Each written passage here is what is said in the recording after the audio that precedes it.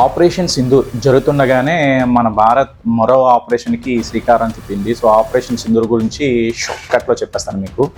మన operation సింధూర్లో almost 9 స్పాట్స్కి 25 నిమిషాల్లో మన వాళ్ళు వెళ్ళి 21 హిట్స్ ఎగ్జాక్ట్ టార్గెట్ బేస్ ఓరియంటెడ్గా ప్రతి దానికి ఏం చేసి రిటర్న్ వచ్చింది.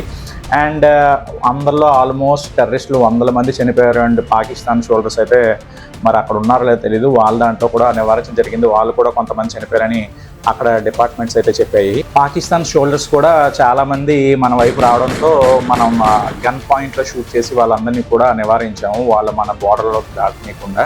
సీజ్ ఫైర్ అని చెప్పి దొంగదప్పు తీశారు, మీకు పాకిస్తాన్ తెలిసిందే. సో వెంటనే మనం రెస్పాండ్ అవుతాం, బ్రహ్మోత్సవం అని చెప్పాం. అయితే రీసెంట్గా మీడియాలో చాలా కథనాలు వచ్చాయి. మీడియా కూడా క్వశ్చన్ అడిగింది మన ఆర్మీ చీఫ్ గారిని, సార్ ఏంటండి నిజంగా బ్రహ్మోస్ అనేది వెళ్ళిందా, కిరాణా హిల్స్ స్ట్రైక్అవుట్ చేసిందంటే అవునా, కిరాణా హిల్స్ స్ట్రైక్ చేసిందా?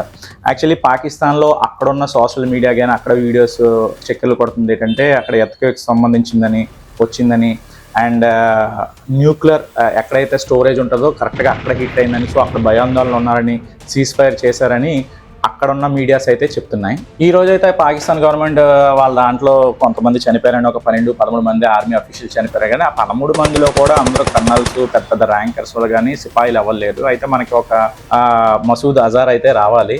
సో అందుకే నిన్న పిఎం మోడీ గారు టెర్రరిజాన్ని అయితే మేము అంతం చేస్తాం, మాకైతే మాత్రం పీఓకి అయితే క్లియర్ అయిపోవాలి ఈసారికి అని స్ట్రైట్ ఫార్వర్డ్గా చెప్పారు.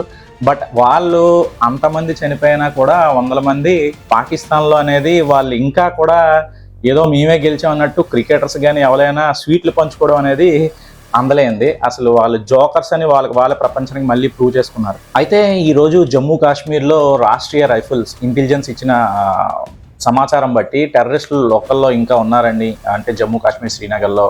సో వాళ్ళ మీద ఇప్పుడు మనం ప్రజెంట్ ఆపరేషన్ కిల్లర్ అనేది స్టార్ట్ చేశారనమాట. దీంట్లో ఆల్రెడీ 3 టెర్రరిస్టులు చనిపోయారు. అండ్ వాళ్ళ దగ్గర నుండి చాలా వరకు AK-47 అండ్ అక్కడ ఉన్న గన్స్, ఏదైతే బుల్లెట్స్ ఇవన్నీ కూడా స్వాధీనం చేసుకున్నారు.